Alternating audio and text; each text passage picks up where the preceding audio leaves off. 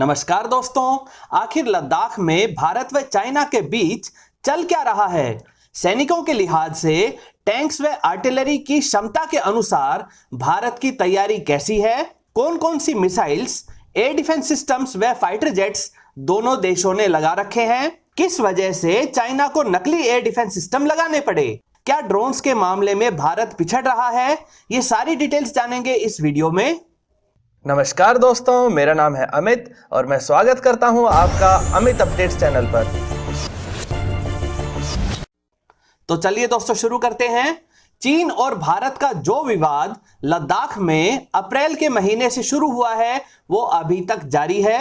Border पर ना तो लड़ाई हो रही है और ना ही शांति का माहौल है। चीन ने दबाव बनाने के लिए कई सारी हरकतें की, अपने सरकारी मीडिया यानी कि ग्लोबल टाइम्स से खूब धमकियां दी, लेकिन भारतीय मिलिट्री के सामने उसकी एक भी चाल कामयाब नहीं हो रही है।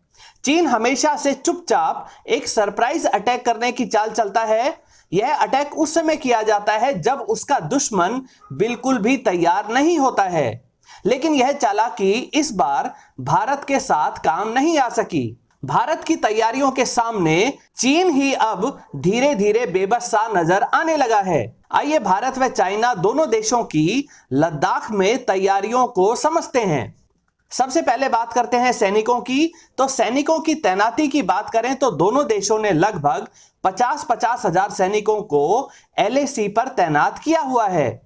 वहीं भारत के मैदानी इलाके लद्दाख के काफी नजदीक हैं, जबकि चीन को अपने सैनिकों को हजारों किलोमीटर दूर से यहां लाना पड़ता है। इसलिए भारत ने बैकअप के तौर पर इन 50,000 सैनिकों के ठीक पीछे 1 लाख सैनिक और तैनात कर दिए हैं। जहां भारत के पास कई लड़ाइयों का अनुभव रखने वाले बैटल हार्डन्ड सैनिक हैं, तो वहीं चाइना के सैनिक कितना दमखम से सामना करने आ रहे हैं, इसकी झलक उस वीडियो से आपको मिल जाएगी जिसमें भारत से लड़ने के लिए भेजे जा रहे सैनिक लगातार रो रहे हैं। भारतीय सैनिकों में कम ऑक्सीजन वाले इन इलाकों में जबरदस्त प्रदर्शन करने वाले गोरखा व तिब्बती जवान भी शामिल हैं। भारतीय सैनिकों का ध्यान भटकाने के लिए चीनी सैनिक उनके लिए ऊंची आवाज में पंजाबी गाने तक बजा रहे हैं।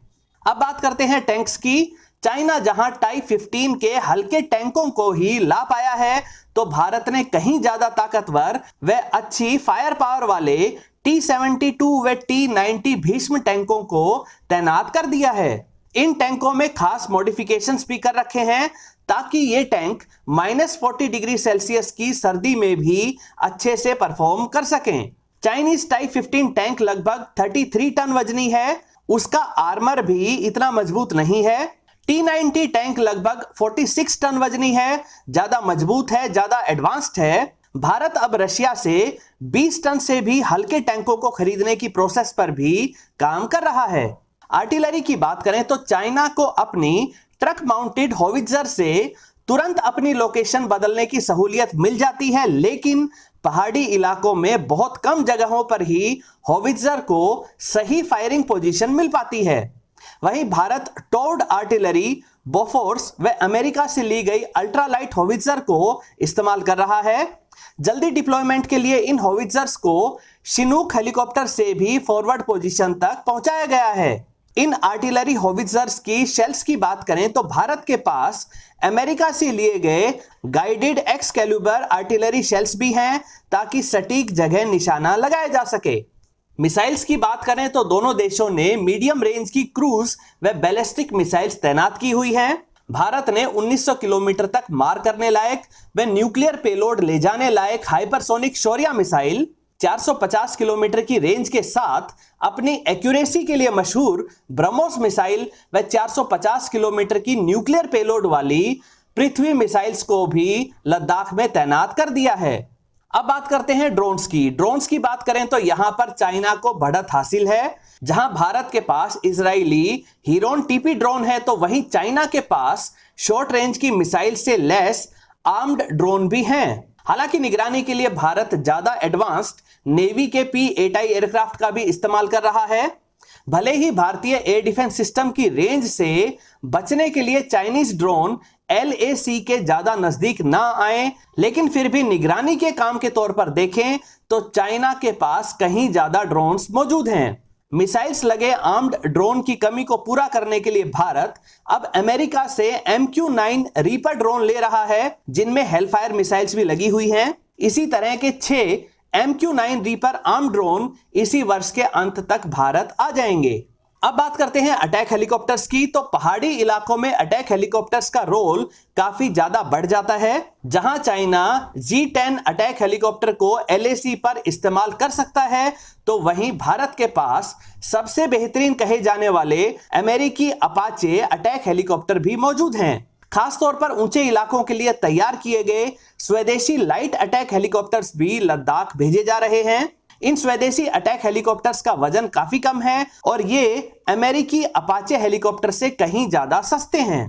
फाइटर जेट्स की बात करें तो China J10, Russian fighter jets की कॉपी J11 व J16 और J20 को तिब्बत के इलाकों में तैनात कर चुका है। चाइना को अपने साउथ चाइना सी वाले फ्रंट पर अमेरिका, जापान व ताइवान के लिए अपने लगभग 80% फाइटर जेट्स को डिप्लॉय करके रखना पड़ता है और इसी कारण चाइना ज्यादा संख्या में फाइटर जेट्स भारत के फ्रंट की तरफ नहीं लगा पा रहा है। इसमें भी तिब्बत के बेहद ऊंचाई वाले एयरबेसिस के कारण आधे फ्यूल व पेलोड के साथ ही इन फाइटर जेट्स को ऑपरेट करना पड़ता है।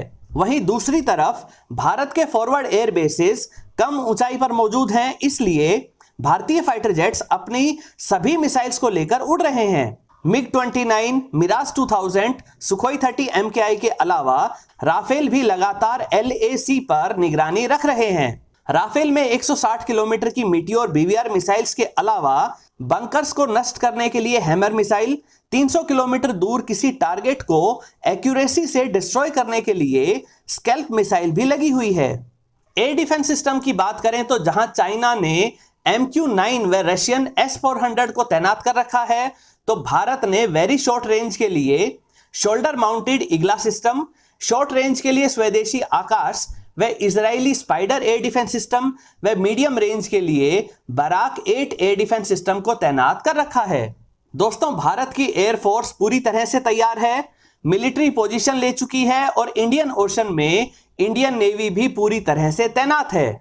दोस्तों, जो बात हार या जीत को तय करेगी वो है बैकअप सपोर्ट, यानी किस मिलिट्री को कितनी जल्दी रीइंफोर्समेंट मिल पाती है। जहां चाइना को सैनिकों व हथियारों के लिए हजारों किलोमीटर दूर यानी कि चाइना मेनलैंड से सप्लाई का इंतजार करना पड़ेगा, तो वहीं भारत को लद्दाख के साथ सटे हुए मैदानी इलाकों से बहुत आसानी से, बहुत जल्दी और बहुत अधिक मात्रा में रीइंफोर्समेंट समय से उपलब्ध हो जाएगी। अभी मौजूदा सिचुएशन की बात करें तो आखिर चल क्या रहा है, तो अभी हालात बहुत ही टेंशन भरे हैं। ना ही लड़ाई हो रही है, ना ही शांति स्थापित हो सकी है। लगातार भारत व चाइना दोनों डिसएंगेजमेंट की बात कर रहे हैं, लेकिन ग्राउंड रियलिटी यही है कि दोनों देशों के सैनिक एक दूसरे की फायरिंग रेंज में हैं।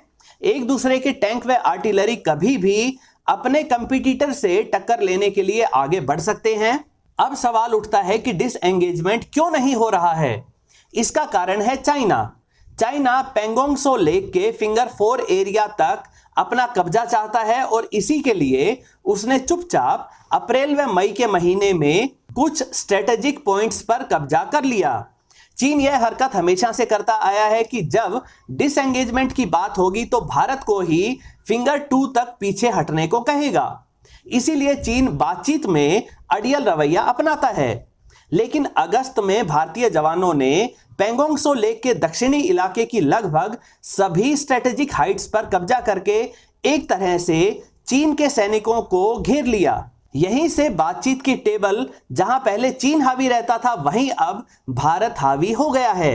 अब चीन फिंगर 4 से पीछे हटकर फिंगर 8 तक वापस जाने को भी तैयार हो गया है, लेकिन पहले भारत को पेंगोंग त्सो लेक के दक्षिणी हिस्से की स्ट्रेटेजिक हाइट वाली पोजीशन से पीछे हटने को कह रहा है। चीन पर भरोसा करना अपने पैरों पर कुल्हाड़ी मारने के समान है। इस बार भारत इन पहाड़ी चोटियों से हटा तो चीनी सैनिक चुपचाप उन पर कब्जा करने जरूर आएंगे। इसीलिए भारत इन स्ट्रेटेजिक हाइट्स को नहीं छोड़ेगा। चीन को विवाद लंबा खींचने की आदत है, लेकिन इस बार भारत की मिलिट्री ने जिस तरह की तैयारी कर ली है, उसे देखते हुए चीन या उसका सरकारी मीडिया ग्लोबल टाइम्स कितना भी शोर मचा ले, लेकिन चीन एक कदम भी आगे बढ़ने से पहले 100 बार सोचेगा। दोस्तों, भारत की तैयारियों को देखते हुए कुछ चाइनीज एक्सपर्ट्स यहां तक भी कह रहे हैं कि कहीं भारत ही लद्दाख में चाइना पर अटैक ना कर दे। इसी डर की वजह से चाइना तिब्बत में कई जगहों पर अपने एयर डिफेंस सिस्टम की डमी यानी कि गुब्बारे से बने हुए एयर डिफेंस सिस्टम को लगा रहा है और फिर इनकी पिक्चर्स को मीडिया में रिलीज कर देता है। लेकिन एक्सपर्ट्स ने तिरछे व मुड़े हुए मिसाइल कंटेनर्स को देखते ही उनके झूठ को पकड़ लिया। वैसे भी निगरानी वाले एयरक्राफ्ट्स रडार वेव्स के रेडिएशन से असली व नकली एयर डिफेंस सिस्टम का आसानी से पता लगा लेते हैं। दोस्तों, कमेंट सेक्शन में मैं आपकी राय जानना चाहूंगा कि क्या चाइना लद्दाख में भारत को सीधी टक्कर देगा या पीछे हटकर पाकिस्तान व नेपाल की सहायता से भारत को कमजोर करने का खेल खेलेगा? अपनी राय कमेंट सेक्शन में जरूर रखें। दोस्तों, उम्मीद करता हूं वीडियो आपको पसंद आई होगी। अगर ये वीडियो आपको अच्छी लगे तो इसे लाइक करें, दोस्तों के साथ शेयर करें और चैनल को सब्सक्राइब करना ना भूलें। नमस्कार।